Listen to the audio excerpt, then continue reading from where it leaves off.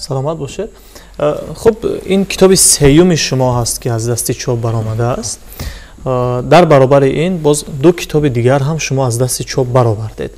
яъне ҳамин гӯем иқдоми навишти китоб ва рӯи чоп овардани онҳо дар дили шумо аз куҷо пайдо шуд ва аз кай шурӯъ намудеду ин се китоб маҳсули чанд соли эҷодии шумо аст?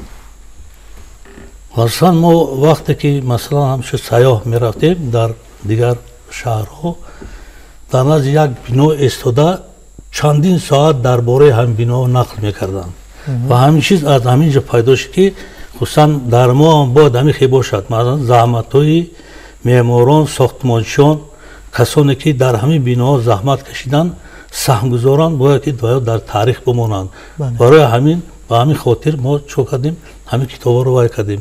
Китоби яки ман соли 2012 аз нашр биромад, мо бо адати 500 нусха аллакай аз чоп бировардем ва яъне китоби сохтмончиёни тоҷикистон ва баъдан китоби дуюме ки бунёдкориҳои меъморон ва сохтмончиёни тоҷикистон, ин соли 2015 ба нашр расид. ин бахшида ба 25-солагии истиқлолияти давлати ҷумҳурии Тоҷикистон.